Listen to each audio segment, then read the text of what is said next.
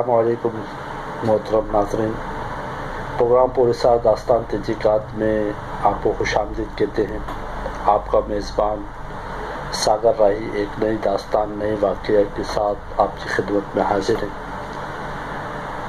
جو لوگ، جو دوست، جو احباب ہمارے چینل پر نئے ہیں، ان سے گزارش ہے کہ ہمارے چینل کو سبسکرائب بھی کریں، لائک بھی کریں اور ساتھ ہی دیے گئے گھنٹی کے بٹن کو بھی پریس کر دیا کریں تاکہ ہماری نئی آنے والی ہر ویڈیو آپ تک بآسانی پہنچ سکے۔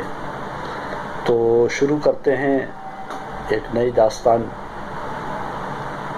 ہماری ایک بہن جو کہ کراچی کی ہی رہائشی ہیں، انہوں نے ہم سے ایک داستان اپنی آپ بیتی، ایک واقعہ سنسنی خیز بھی کہہ سکتے ہیں، پر اسرار بھی کہہ سکتے ہیں، نصیحت آموز بھی کہہ سکتے ہیں، ہم سے شیئر کیا ہے۔ تو چلیں آپ کی سماعتوں کی نظر کرتے ہیں۔ ہماری بہن کا کہنا ہے کہ میں ایک یونیورسٹی میں طالب علم تھی، وہاں میری چونکہ بہت ساری دوستیں تھیں، لیکن ایک دوست ایسی تھی جو میرے بہت زیادہ کلوز تھی۔ ہم دونوں ایک کلاس میں پڑھتے تھے اور ایک ساتھ ہی ایک ہی ٹیبل پر جو چیئرس ہوتی ہیں ان کی بیٹھنے کی یونیورسٹیز میں، وہ اسی ساتھ ہی بیٹھا کرتے تھے، ساتھ ہی گھر جایا کرتے تھے۔ کافی ٹائم گزرنے کے بعد جب فائنل ایگزامس ہم نے اگر دے بھی دیے اور ہم یونیورسٹی سے فارغ ہو گئے تو ہم اپنے اپنے گھروں پہ ہی رہتے تھے، چونکہ یونیورسٹی سے جو ایکٹیویٹیز ہوتی تھی اس سے ہم فارغ ہو چکے تھے۔ تو ایک دفعہ میری اسی دوست کا فون آیا اور اس نے مجھے اپنے گھر آنے کا کہا کہ کچھ دیر کے لیے میرے گھر پر آ جاؤ، میری طبیعت بہت زیادہ ناساز ہے۔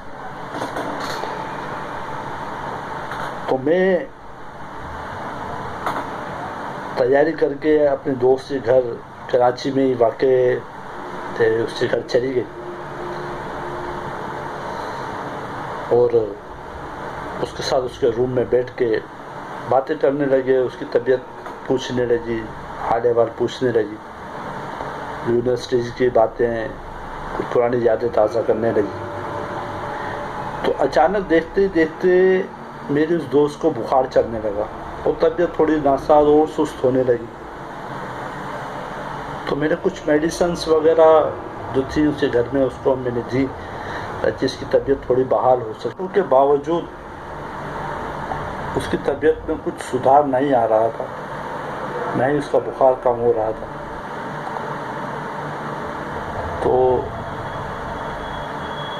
کچھ دیر کے بعد میری وہ دوست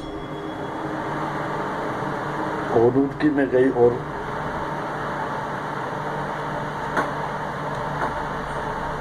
سو گئی۔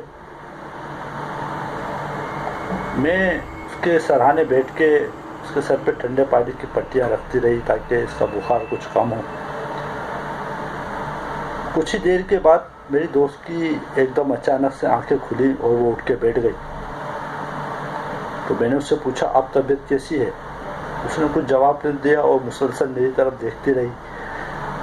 اچانک دیکھتے دیکھتے کہ اس کی آنکھیں ایک دم سرخ ہونا شروع ہو گئی اور اس نے میرا ہاتھ پکڑ لیا۔ یہ سب ماجرا دیکھ کے میں تو ایک دم گھبرا گئی اور اس کو کہنے لگی کہ میرا ہاتھ چھوڑو، درد ہو رہا ہے۔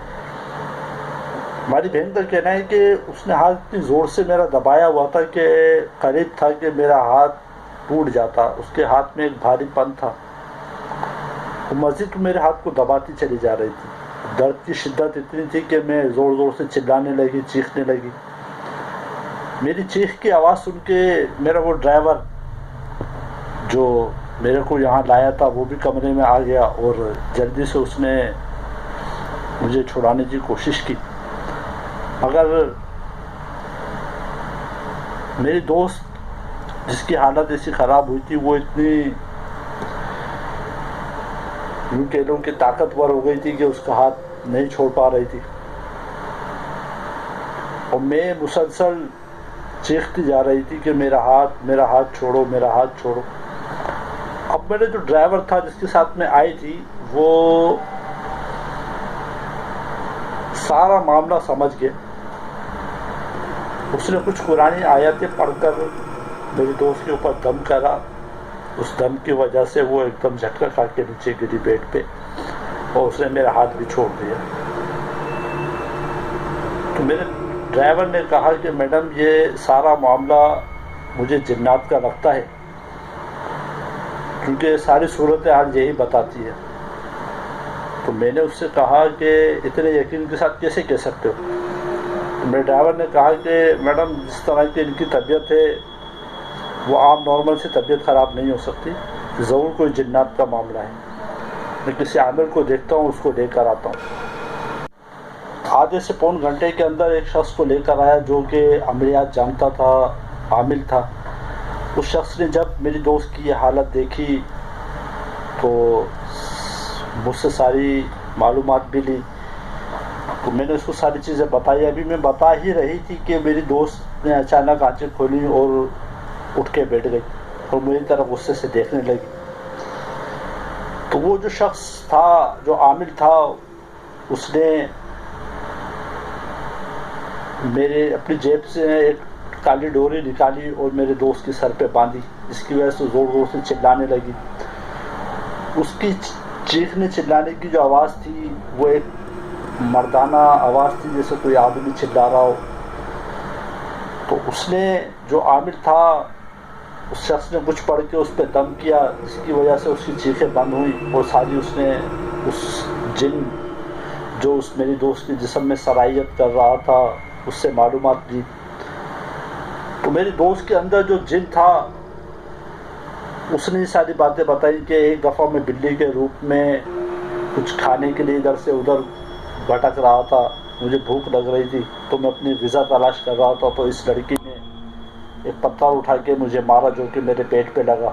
اس پتھر کے مارنے کی وجہ سے میرے پیٹ پہ زخم اور اس کی تکلیف میں آج تک برداشت کر رہا ہوں. یعنی آج بھی مجھے وہ تکلیف محسوس ہوتی ہے. تو اس لڑکی کو تو میں نہیں چھوڑوں گا. تو وہ عامل شخص نے اپنی جیب میں سے ایک تعویذ نکالا اور اس کے ہاتھ پہ باندھ دیا. اس تعویذ کا باندھنا تھا کہ میرے دوست کے جسم میں سے ایک کالا دھواں سا نکلنے لگا اور دیکھتے دیکھتے پورے کمرے میں وہ کالا دھواں بھر گیا.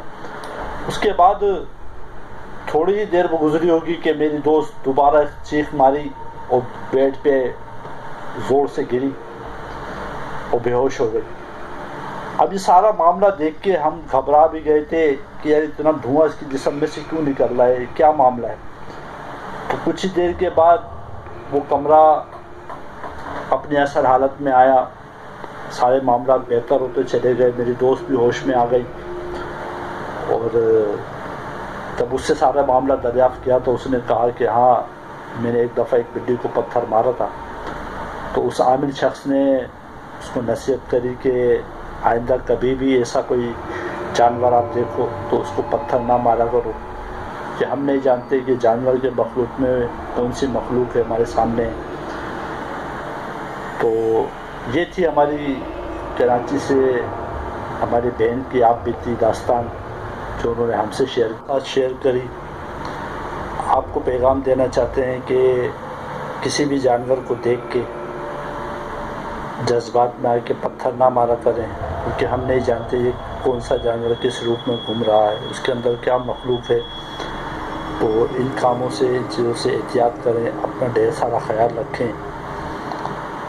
ہمارے چینل پوری سرا داستان تحقیقات کو سبسکرائب بھی کریں، لائک بھی کریں. اپنے میزبان ساگر راہی کو دیں اجازت. اللہ نگہبان.